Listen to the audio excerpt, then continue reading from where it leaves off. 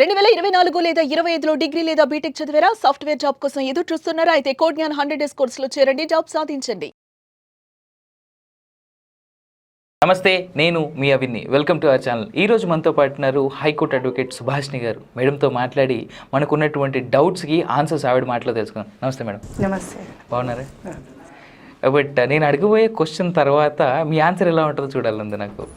So అంటే ఈ మధ్య కాలంలో డివోర్స్ అనేవి చాలా ఎక్కువైపోతున్నాయి. అట్లీస్ట్ అది కోర్టు మంజూరు చేసినా చేయకపోయినప్పటికీ కూడా అడ్వకేట్స్ దగ్గరికి చాలా కేసులు వస్తున్నాయి. వర్స్ట్ కేసులో కొత్త లాయర్ దగ్గరికి అప్పుడప్పుడే జూనియర్గా స్టార్ట్ చేసిన వాళ్ళకి కనీసం ఒక 5 కేసులైనా డైలీ రావడం అనేది ఈ మధ్యకాలంలో ఉంది. సో డివోర్స్ తీసుకునే టైంలో జనరలీ అప్పటి వరకు అంటే ఒక 5-10 ఇయర్స్గా కాపురం చేసినటువంటి హస్బెండ్ అండ్ వైఫ్లో డివోర్స్ తీసుకునే టైంలో హస్బెండ్ అప్పటి వరకు సంపాదించి లేదా భార్య కూడా ఎంతో కొంత హెల్ప్ తన సంపాదన వల్ల హెల్ప్ చేసి ఇంట్లో సామాన్ అంతా కొన్నారు వాళ్ళు. సో డివోర్స్ తీసుకునేటప్పుడు భరణంతో పాటు ఈ సామాన్లంతా ఎలా అంటే ఈ భర్తకు ఉంటాయా లేదంటే భార్యకు ఉంటాయా? అంటే దీంట్లో ఎలా ఉంటుందని అంటే at the time of mutual understanding ఎప్పుడైతే ఎంఓయూ రాసుకుంటారో పెద్ద మనుషుల ఒప్పందం అన్నట్టు. అంటే వాళ్ళలో ఎలా అనుకుంటారు, ఇన్ కేస్ వాళ్ళు కనుక with articles permanent alimony only without articles. Okay.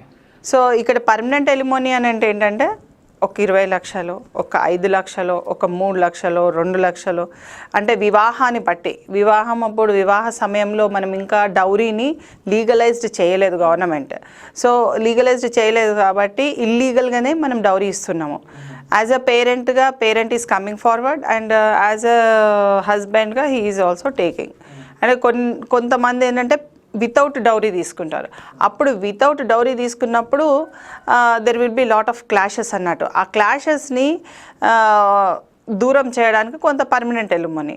ఒకవేళ వైఫ్ ఉన్నదనుకోండి, సరే నా హస్బెండ్ దగ్గర ఏం లేదు, నేను తీసుకోకుండా నేను వెళ్ళిపోతాను, ఇతను నాకు వద్దు అన్న ఒక మానసికంగా తను దృఢత్వంతో తను సరే నాకు వద్దు అన్న మాటని ఏదైతే ఇస్తుందో వితౌట్ పర్మనెంట్ ఎలిమోనీ.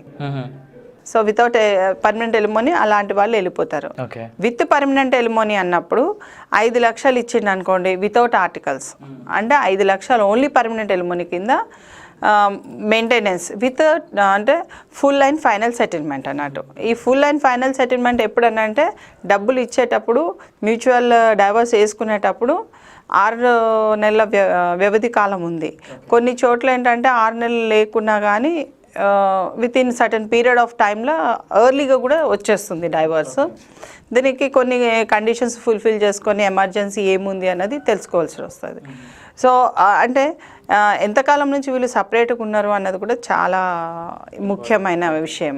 సో ఇక్కడ ఏంటంటే ఒకవేళ భర్త సంపాదించి పూర్తి స్థాయిలో మొత్తము ఒకవేళ భార్య వాళ్ళ అత్తగారి ఇంట్లో ఉన్నప్పుడు టోటల్గా ఆర్టికల్స్ అన్నీ కూడా అతనే పర్చేజ్ చేసి అతనే పెట్టుకున్నాడు అనుకోండి, దాన్ని ఆన్లైన్ ఇప్పుడు అన్నీ కూడా ఆన్లైన్ ఏటీఎం కార్డ్సే ఇస్తున్నారు. So transactions will be on husband. లేదు నేనే కొన్నానని వైఫ్ క్లెయిమ్ చేసింది అనుకోండి, then there will be debate అన్నట్టు. దాని మీద ఎట్లా ఏంటిది, ఎవరు తెచ్చారు ఏంటి, దాన్ని మొత్తం పరిశీలించి అవన్నీ ఏంటంటే హస్బెండ్ తెచ్చిండు కాబట్టి నీకేం కావాలి, హస్బెండ్ కనుక అవన్నీ వదిలేసుకొని అలిమోనీ తక్కువైపోతుంది. అప్పుడు సపోజ్ ఎంత ఉంటుందండి, ఇంట్లో వాడే వస్తువులన్నీ కూడా హార్డ్లీ 1 lakh 2 lakhs లోపట్నే ఉంటాయి. ఆ 2 lakhs వదిలిపెడితే 3 lakhs లేకుంటే 10 lakhs. మొన్న రీసెంట్గా ఒక కేసులో ఒక 20 lakhs ఇస్తున్నారు. ఆ 20 lakhsని వాళ్ళు ఇన్స్టాల్మెంట్గా అన్నట్టు. First 498A case dowry harassment case తీసినందుకు, తర్వాత మ్యూచువల్ డైవర్స్ వేసేటప్పుడు ఒక 5 lakhs అయిపోయిన తర్వాత సర్టన్ పీరియడ్ అయిపోయిన తర్వాత మళ్ళీ 10 lakhs. ఇవి కనుక ఇవ్వనట్టయితే మళ్ళీ మధ్యలో ఒకవేళ ఎమర్జెన్సీలో వాళ్ళు ముందే ఇవ్వడము లేకుంటే వెనుక ఇవ్వడము లేకుంటే హాట్ క్యాష్ ఇవ్వడము. హాట్ క్యాష్ ఇస్తే కొంచెం మీకు రిసిప్ట్ ఉంటే పర్వాలేదు, రిసిప్ట్ లేకుండా సడన్గా క్యాష్ ఇచ్చేసిన వాళ్ళు కూడా కొంతమంది ఉన్నారు. సో అప్పుడు వాళ్ళకు దే హ్యావ్ టు ప్రూవ్ మేము ఇచ్చేసినాము ఈ 5 లక్షలు అనేసి. ఎందుకంటే ఎమర్జెన్సీలు ఎట్లా ఉంటారని అంటే ఇక్కడ వైఫ్ అయినా సరే ఒక్క నిమిషం డైవర్స్ అంటే ఒక్క నిమిషం కూడా వెయిట్ చేయరు. ఆఫ్టర్ డైవర్స్ ఒక 10 నిమిషాలు ఏడుస్తారు. After divorce either the male or the female definitely ఏడుస్తారు.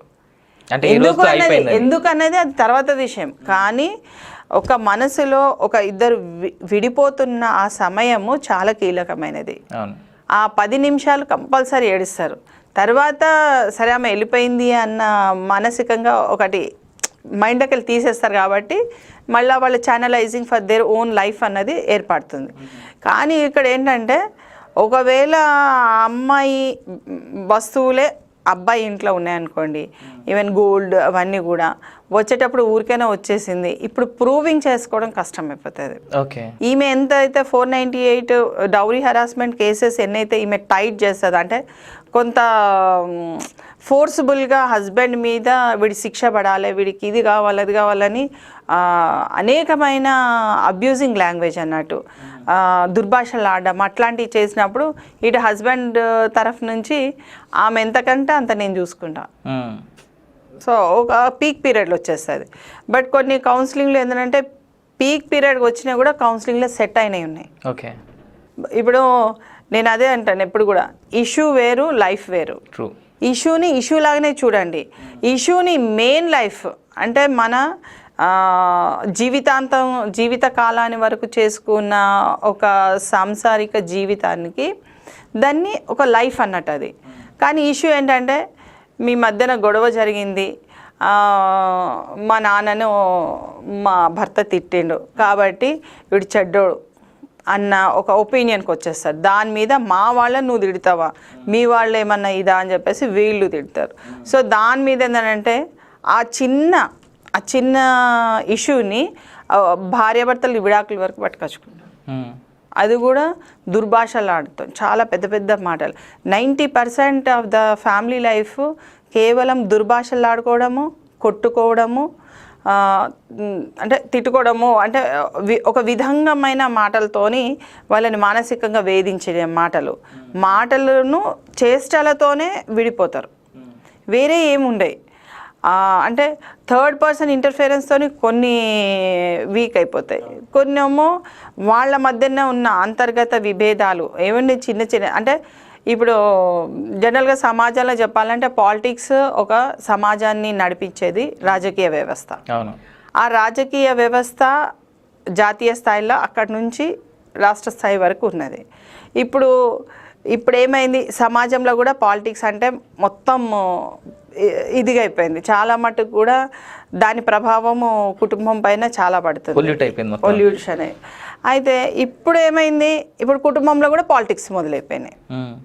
భార్యకు చెప్తే మామకు చెప్పద్దు, మామకు చెప్తే అత్తకు చెప్పద్దు, అత్త నుంచి మళ్ళా భార్యకు తెలియకూడదు. భార్య కనుక అత్త వాళ్ళ ఇంటికి వెళ్తే అత్త వాళ్ళ ఇంటి నా భార్యను మీరు ఎట్లా అలౌ చేసిండని భర్త ఇక్కడ నుంచి అక్కడ పాలిటిక్స్ వెళ్ళొద్దు, అంటే ఆమెను రానియద్దు, నాకు చెప్పకుండా మీరు ఎట్లా రాణిస్తుండని భర్త కూడా తల్లిదండ్రులు తిట్టిన సందర్భాలు కూడా ఉన్నాయి. అంటే ఏంటంటే రాజకీయం అన్నది కుటుంబంలో బాగా వెళ్ళిపోతున్నది. సో అది స్టాప్ కావాలి. రాజకీయం చేయొద్దు. అంటే మానవ విలువలతోని కూడుకున్న ఒక పవిత్రమైన బంధం కింద ఈ కుటుంబ వ్యవస్థను తీసుకుంటూ భార్యాభర్తల యొక్క పవిత్రమైన బంధము ఒక స్త్రీ పురుషుల యొక్క కలయిక దైవాధీనంగా భావించి ఒక పవిత్రమైన స్థానాన్ని సంపాదించుకోవాలి. అంటే అది మానవ విలువలు తెలుసుకోవడానికే చాలా కష్టము. ఒక సామెత ఉంది, అంటే సముద్రాన్నైనా ఈదగలం కానీ కుటుంబాలను అంటే సంసారాన్ని ఈదలేం. అంటే ఎందుకు అంత పెద్దవాళ్ళు ఆ రోజుల్లో అలా అన్నారు. ఇంకో సామెత, ఇంటింట మట్టిపోయే ఉంది కానీ బంగారు పోయి ఎవరింట్లో లేదు. సో ఇంటింట ఒక సంఘర్షణ, ఒక సమస్య పైన వాళ్ళు వాదించుకుంటున్నారు. They are also advocates, both wife and husband are advocates. So judge should be the parents. Parents అయిపోలేదు, పేరెంట్స్ అక్యూజ్డ్ అయిపోయారు ఇక్కడ. ప్రతి కేసులలో పేరెంట్స్ని, ఆడపడుచులని అందరినీ దాంట్లోకి తీసుకొస్తుండ్రు. లేకున్నా కానీ తీసుకొస్తుండ్రు. జరగకున్న విషయాన్ని జరిగినట్టుగా సృష్టిస్తుండ్రు. అటెంప్ట్ మర్డర్ జరగలేదనుకోండి, ఆ అటెంప్ట్ మర్డర్ జరిగినట్టుగా భర్త నన్ను బెడ్రూమ్లో థ్రొట్టలింగ్ చేసేసిందని చెప్పేసి ఆ వర్ణము ఏదైతే డ్రాఫ్టింగ్లో వర్ణం ఏదైతే ఉందో చాలా భయంకరంగా ఉన్నాయి అన్నట్టు. సో ఇటు హస్బెండ్ తరఫున ఒకవేళ థ్రొటలింగ్ జరగలేదు, ఆ రోజు హస్బెండే లేదనుకోండి, ఇప్పుడు ఆయన ప్రూవింగ్ చేసుకో, బర్డెన్ ఆఫ్ ప్రూఫ్ ఉండదు, నేను చెయ్యలేదు అని చెప్పాలి. ఆఫీస్లో ఉన్నాడా, ఎక్కడ ఉన్నాడు, ఆ డేట్స్ అన్నీ కూడా ఎప్పుడు గుర్తుంటాయి, ఆ సమయాలు గుర్తుంటాయి. సో అలాంటి సంఘర్షణ ఎప్పుడైతే జరుగుతుందో ఆ యొక్క కపుల్స్ తొందరగా విడిపోతున్నారు. మానసికంగా వాళ్ళు వెయిట్ చేయలేకపోతున్నారు. ఆ సమస్యకు పరిష్కారము మేబీ 1 month పట్టచ్చు, 2 months పట్టచ్చు, 3 months, చాలా మటుకు ఏంటంటే 6 months అయితే కంపల్సరీ పడుతున్నాయి ఒక సమస్యకు పరిష్కారం. అంటే either the wife should get an idea, husband should get an idea. వీళ్ళిద్దరు ఐడియాలు మ్యాచింగ్ అవ్వడానికి చాలా టైం పడుతుంది. సో వాళ్ళు they have to go for counselling.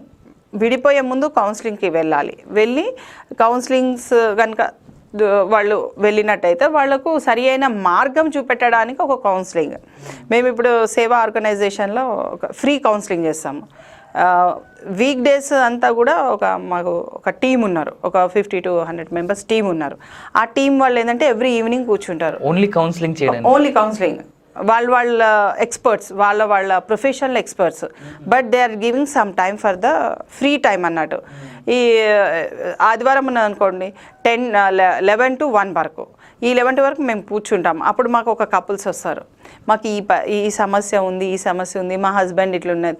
Husband కూడా మా దగ్గర రాకపోవచ్చు, ఓన్లీ వైఫే రావచ్చు. ఇది ఫ్రీ కాన్ఫిడెన్షియల్ కౌన్సిలింగ్ కాబట్టి సేవా ఆర్గనైజేషన్.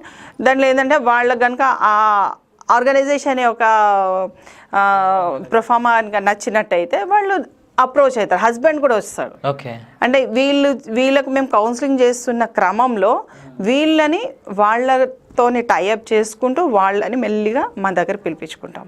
ఆ పిలిపించుకొని వాళ్ళలో ఉన్న విభేదాలను దూరం చేసి వాళ్ళంతటి వాళ్ళే పరిష్కరించుకుంటారు. ఇట్ ఈస్ నాట్ కౌన్సిలింగ్ ఏంటంటే వాళ్ళ మీద ఫోర్స్ చేసి అమ్మ మీరు ఇది చేసేయండి, పంచాయతీ కాదు.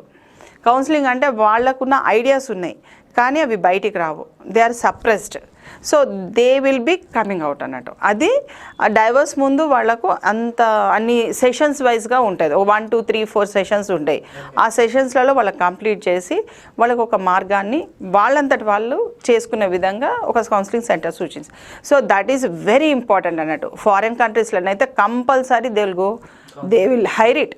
వాళ్ళు కన్సల్టెన్సీ ఉంటుంది, they pay and they go it. So వాళ్ళకు అంటే మీకు చూడండి చాలామంది కూడా మెంటల్ ట్రామాస్ ఎక్కువ ఉన్నాయి ఫారెన్ వాళ్ళ కపుల్స్లలో. నీకు వద్దంటే ఏంటి, ఒకవేళ ఇద్దరి మధ్యన మ్యూచువల్ వచ్చిందనుకో it's well and good. Otherwise court వెళ్ళి ఆయనకు ఎంత ఆస్తి ఉంది, ఏం ఆస్తి ఉంది, ఆ ఆస్తిని బట్టి డివిజన్ చేసి అమ్మాయికి ఇస్తారు. ఇప్పుడు మనకి ఏంటంటే ప్రొసీజర్స్ ఉన్నాయి. మేము ఒక పిటిషన్ వేస్తే అవతల వ్యక్తి కౌంటర్ వేస్తారు, మళ్ళీ మేము ఒక అప్లికేషన్ వేస్తే అవతల వ్యక్తి కౌంటర్, ఇట్లా ఒక 10 అప్లికేషన్స్ ఉండొచ్చు. ఓకే. సో అమ్మాయి ఏంటంటే పర్మనెంట్ ఎలిమోనీ కింద తను వేసుకోవచ్చు. ఆ పర్మనెంట్ ఎలిమోనీ 50 లక్షలకు వేసుకుంటే 20 లక్షలు రావచ్చు. మొన్న రీసెంట్గా ఒక కేసు సిటీ సివిల్ కోర్టులో